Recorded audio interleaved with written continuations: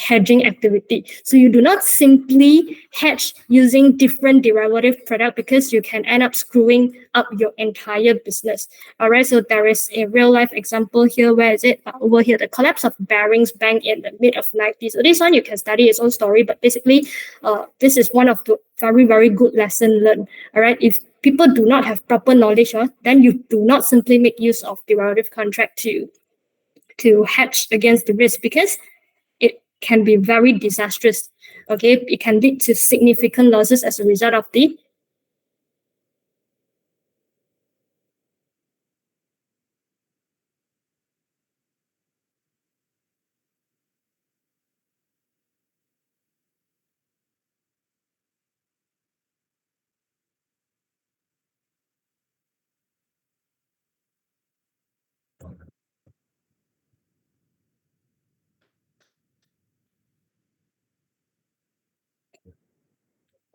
sorry, mic test, can you hear me? Oh, can I? So where did I just stop? So just now I was explaining the last point. I already done the explanation. Did you all hear that? Right, we talk about the Barings Bank that screw up their entire business because of the use of derivative contract.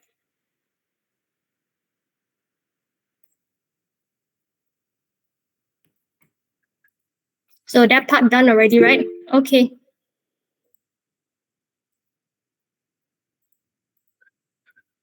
Okay, so that's it for the second question, right? The few arguments, the pros and cons, and also the point of view of different parties on the use of hedging.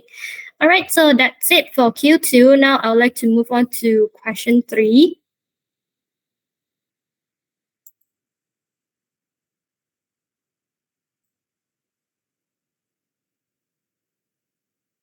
Okay, so for question 3, also I believe you can get the answer from your lecture notes. So this one is just a summary without any elaboration on each point. So if you need the in detail explanations, you can get it from your lecture notes, I believe.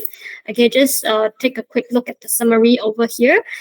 We are required to explain the term basis risk, as well as the methods to manage interest rate risk. So for this particular question, you have to split your answers into 2 parts, right? The first part, you have to explain what is basis risk in the hedging context, and you have to share a few methods to control or reduce interest rate risk later. Okay, so we'll take a look at the definition or explanation of basis risk in the hedging context. So in another word, basis risk is also a risk that would arise as a result of the change in the interest rates level, right? So as a result of interest rate fluctuations, it leads to a risk in your hedging activities.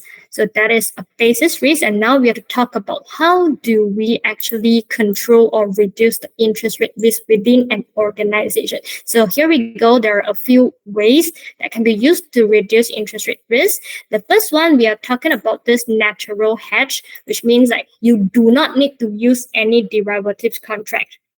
Okay, so there is no need to use any derivative contract, but the risk could be mitigated or it would diminish naturally.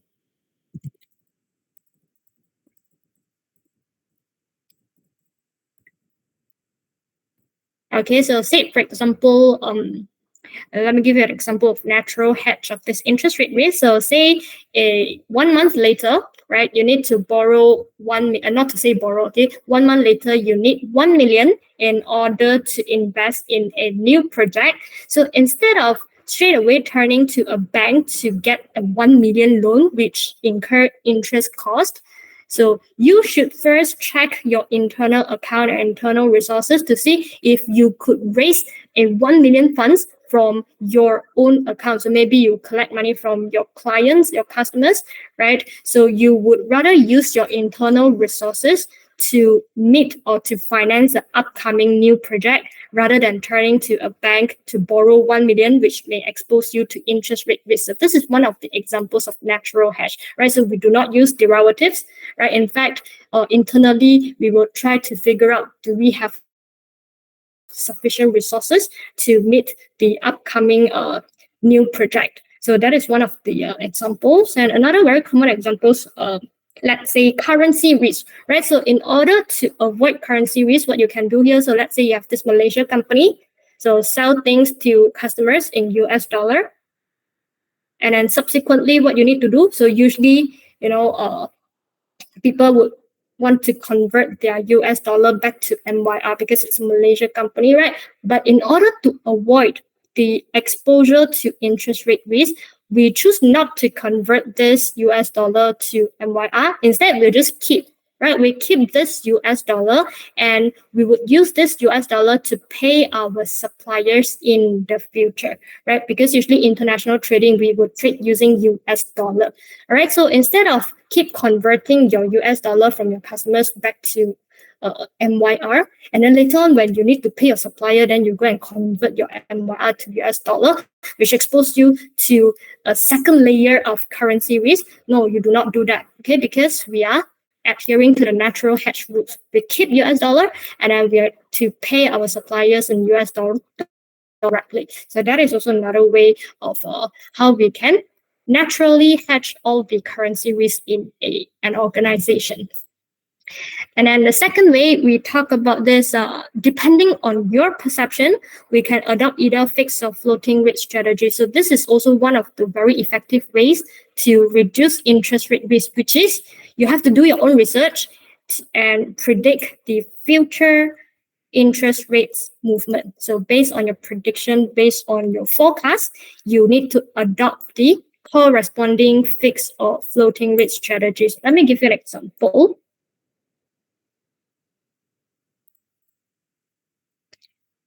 Okay, so what do you mean by like based on your perception? Yeah.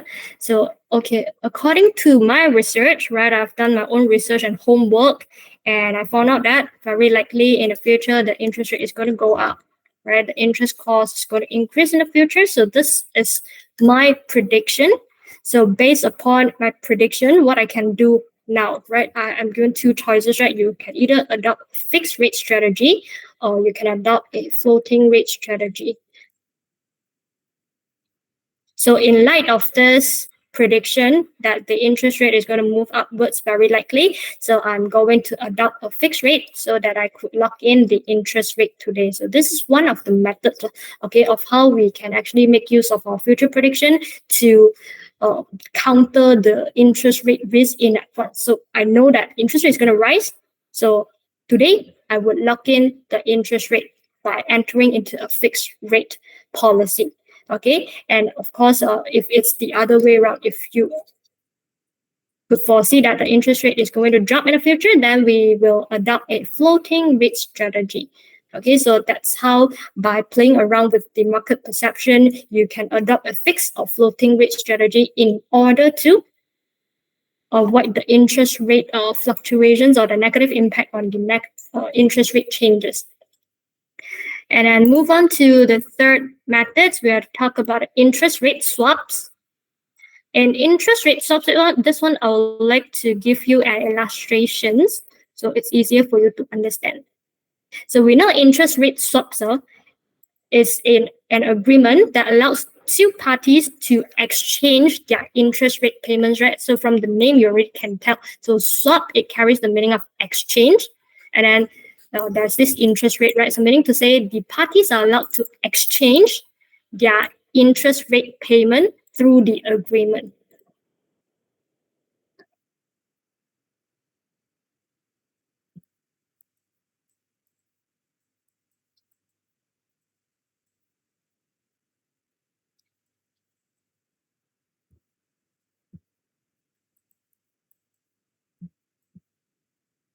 So in a swap agreement, when we talk about the exchange of interest rate payments, right, of course, it must involve two parties.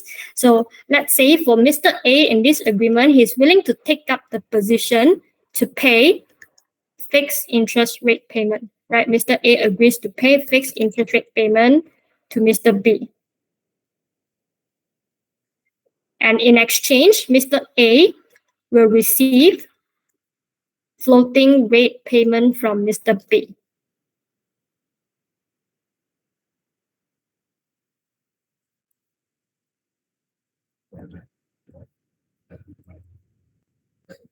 On the contrary, the second party here, right, the counterparty, which is Mr. B, he will have to take up the position to pay floating rate payment to Mr. A while receiving a fixed rate from Mr. A.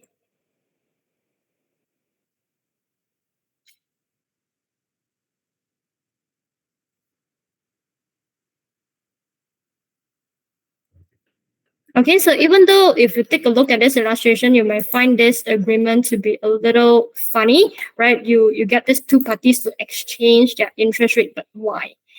So that is probably because Mr. A, who take the position to pay fixed interest rate today, he actually has such a prediction for which he believes the interest rate is going to increase in the future, right? So according to his research output, right, he believes interest rate is going to increase in the future. So he would like to enter into this swap agreement today in order to lock in the fixed interest payment. So since I already knew in the future interest rate is going to be higher, so why not I lock in the rate today by paying a fixed interest payment to Mr. B? Okay, but on the other hand, Mr. B holds a different opinion, right? So according to his whole research, Mr. B believes no, interest rate is going to drop in the future, right? I strongly believe interest rate is going to be tuned downwards sooner or later. So that's why Mr. B took up this position to pay floating rate, because if in the future the interest rate really drop, then he can pay lesser to Mr. A. So that explains why B is willing to take up the offsetting position here, which is to pay a floating rate payment to Mr. A while receiving the fixed rate from Mr. A. Okay, so that's the simple illustration to explain a swap agreement. So have I made it clear? Are you okay up to this point?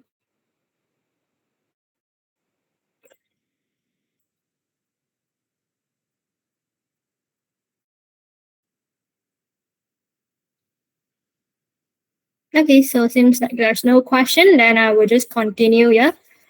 So that's all for the interest rate swap, and now we move on to the next method, which are the hedging contracts. So for hedging contracts, there are these two common ones, which I believe you should have learned it from somewhere else.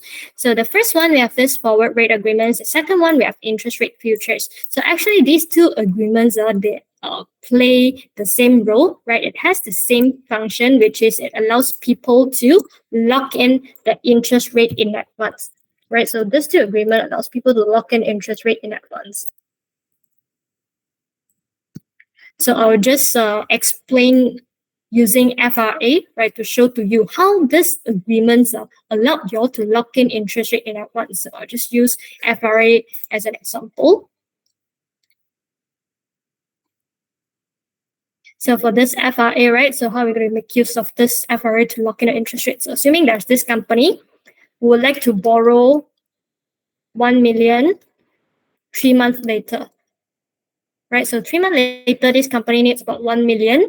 But then within this 3 month time, this company is being exposed to interest rate uncertainties. Apparently, this company doesn't know whether 3 months later the interest rate will go up or it would reduce, right? So this is definitely an unknown factor. It can go down, it can go up.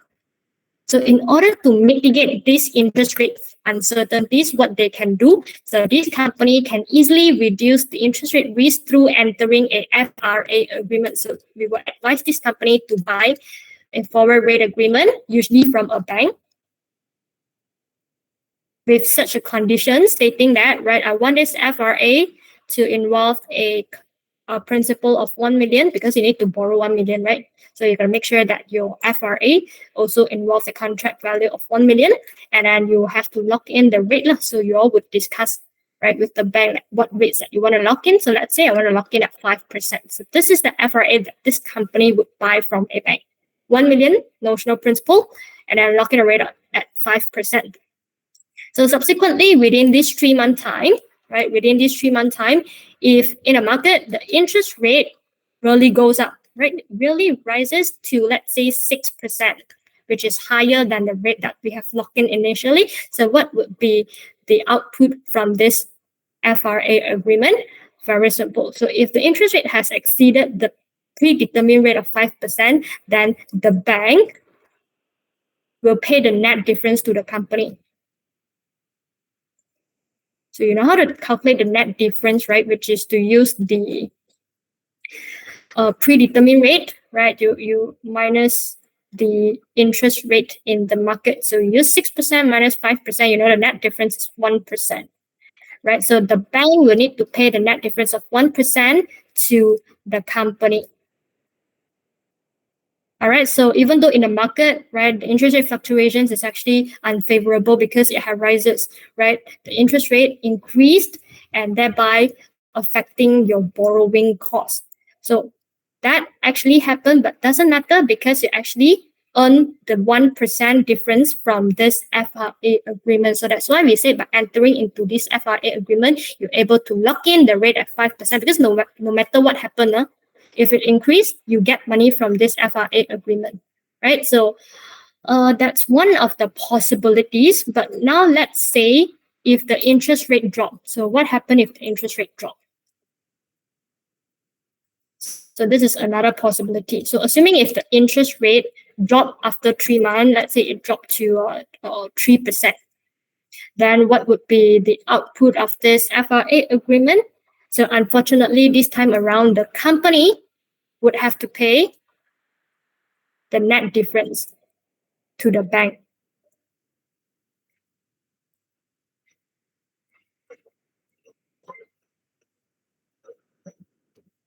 Of course, the net difference, how much is it? The rate that you lock in, 5%, and now the market rate is only 3%. So you have to pay a net difference of 2% to the bank, right? But that doesn't matter because our ultimate objective is to lock in the rate at 5%. So if it has gone down to 3%, then you have to reimburse the bank 2%. Okay, so that would be the function of an FRA and how this agreement allows you to lock in your interest rates.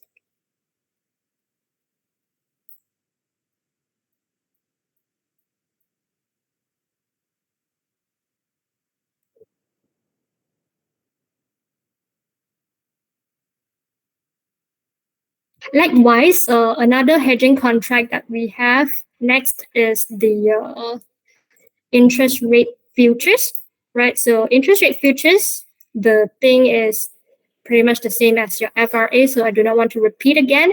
But one thing that you need to understand is forward and futures contract, they do have a little difference, right, that we will discuss in the next question. So in the following question, we will be comparing forward to futures and we'll discuss like, what are the differences between these two contracts, even though I said the functions of these two contracts are pretty much the same, right?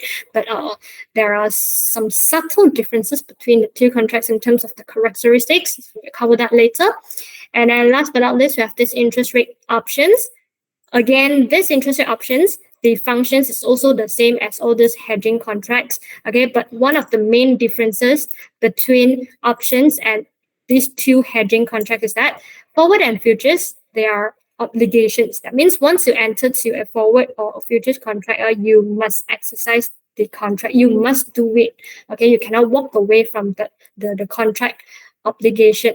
But then for interest rate options, you are given a right, all right, to choose whether or not you want to exercise. If you want to exercise it, you can do so. But if you want to give up on that contract, you are allowed to do so. So this is not an obligation. Okay, so this one also I'll leave it to you because the explanation also is something very similar.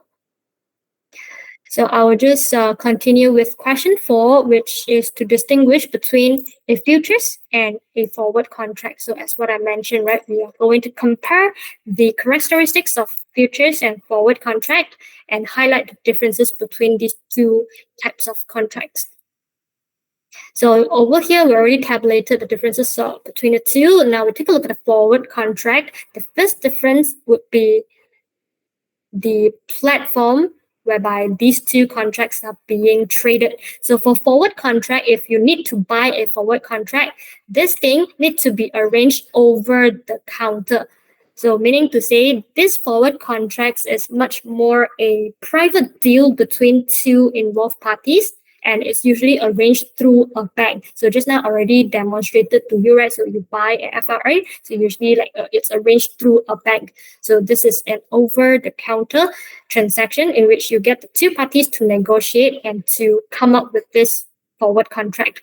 Whereas for futures contract, if you want to buy futures contracts, so where you should go to. So this futures contract is being traded on an exchange. Just like you buy stocks in Malaysia, you need to go to Bursa Malaysia. So Bursa Malaysia is the exchange that allows you to trade stocks. So similarly in Malaysia, if you want to buy futures contract, you can go to this exchange called Bursa Malaysia Derivatives. You have this BMD, right, which is the platform of the exchange that allows you to trade or buy futures contract. So who are you going to deal with? You deal with our Bursa Malaysia clearing house. Okay, so that is the exchange that allows you to trade on futures contract. And then next up, another feature of this forward contract is that it is not a standardized contract, meaning to say customization is allowed, right? You are allowed to decide on the contract specifications. So say, for example, you can choose your own delivery date, right? You can choose your own delivery date. You can even decide the contract size. You want it to be 1 million, you want it to be 1.11 million or 0.995 million. It's up to you to decide as long as your counterparty agrees with the contract specifications. So customization is allowed for forward contract, but then for futures contract, sorry to say so, but it is a standardized contract, meaning to say no customization is allowed because all the contract specifications have been set and predetermined by our Bursa Malaysia Derivative. So the exchange that sell you the contract here, they already set everything nicely for you. So you have no right to change the contract specifications. So let's say, for example, you have this interest rate futures. Okay, the contract size is fixed at 1 million. So one contract worth 1 million. So you cannot tell the BMD, no, I need 1.15 million. So can you modify the contract size for me? No, there is no such thing. There are no modifications, no changes on all those contract specifications. So that's why we call it a standardized contract. And then the third difference, we have this delivery date. So for forward contract, you can choose one specific delivery date that you think is most appropriate for you. But then for futures contract, it has a range of delivery dates. Okay, so for example, like you have interest rate futures, you can have March contract, you can have June contract, you can have September contract and December contract. So you are allowed to choose whichever contract that you think is is best suit your needs. Okay, because you cannot choose your own delivery dates, right? But then no worries because our exchange had prepared for you a wide range of contracts with different delivery dates. So you choose them. Okay, we have a few contracts with a few different dates. So you choose the one that you think is most appropriate for you. Okay, so next one would be the settlement. So we talk about the settlement for forward contract. Settlement for forward contract happen for one time only, which is on the delivery date, right? It happened for one time only on the delivery date. So you know what is settlement, right? Usually we get the loser to pay the winner, right? Whoever lose money from that contract, you need to pay money to the gainer or the winner of that contract. And this thing happened on the delivery date. But then for futures contract, this is different because settlement happen on daily basis. That means every single day a settlement would happen because for futures contract, you have a very interesting and very unique system called mark-to-market. So I believe you learned this before from some other courses, right? I hope you still remember the mark-to-market system in the futures trading. So when you enter into this futures transaction, right, you will have to follow these rule of the game called mark-to-market. So let's say, for example, this is your futures contract. Yeah? Of course, it involves two parties, right? There is a long position, there is a short position. So two fuller taking an offsetting position in this futures contract. So mark-to-market simply means like, let's say today, right? So today, the person who took the long position actually is the winner from the contract, right? So you make money from your long position today. So money will be credited to your account by today, right? On the same day, because as I mentioned, settlement happens on daily basis. So today, if you are the winner, money will be credited to your account. And meanwhile, for the person who took the short position, you are the loser for today, right? So money will be deducted from your account. And of course, the money will be transferred to the winner's account.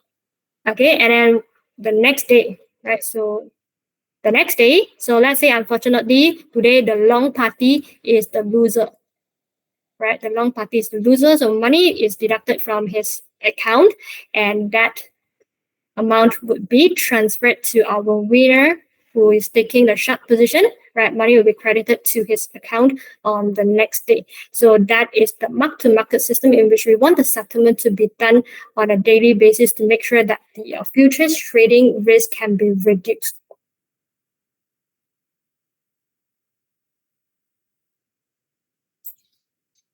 Okay, so that's it for the fourth point. Now move on to the last point for today. We are to talk about the delivery of final cash settlement. So for forward contract, in view of what I've just told you, forward contract is an obligation. So once you have entered into this agreement, you must exercise it. All right. So that's why we expect delivery or the final cash settlement to happen. It must happen. Okay. Otherwise, you are said to have default on your contract, right? So, happy or not, you have to do it, right? So, we expect settlement to occurs on the delivery date. But then for futures, yes, even though it is also an obligation, all right, if you hold this futures contract until maturity or until expiration, you need to exercise your obligation.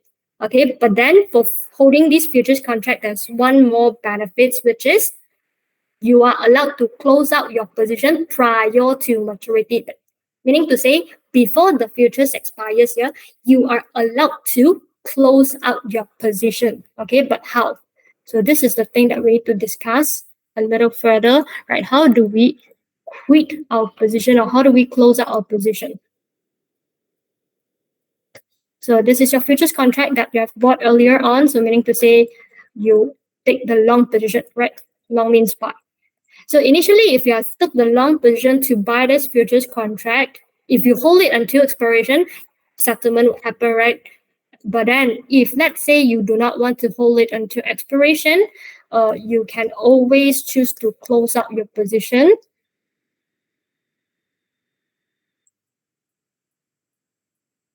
And how we are going to do that, right? How can we close out the position in the futures trading? Very simple. If initially you have took the long position on this contract, so to close out your position, you can simply take a short position. That means you take an offsetting position, right? So now we will take a short position on the same contract. So you will short.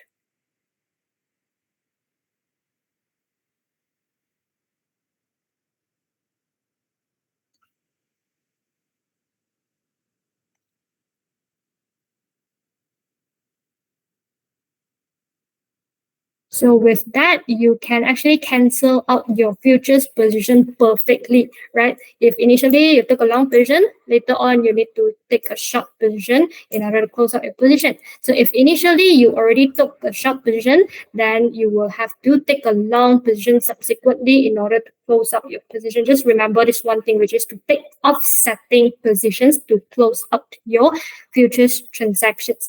Okay, so that's it for the last question, right? I've done with the explanation. So if you want to screenshot the answer, feel free to do so.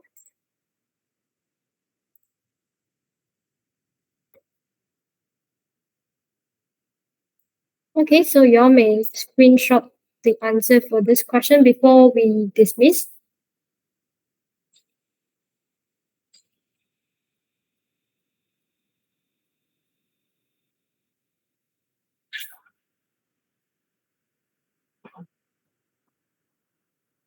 And then I'll scroll upwards to show you the question 3.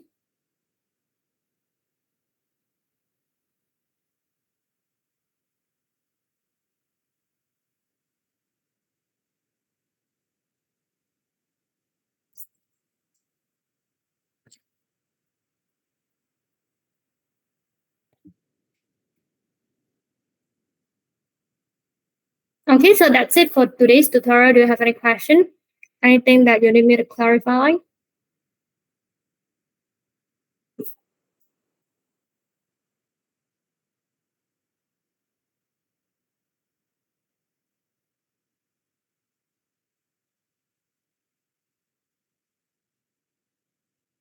upload my explanation. But I doubt that you can see because the handwriting is actually illegible. I'm not sure if you want it. Maybe you just screenshot it. You want me to upload it?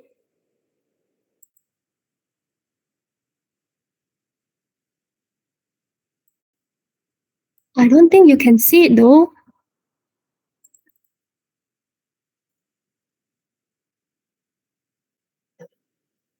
Can see it. Uh, um, okay, I upload it for you. Okay, yeah, I upload it.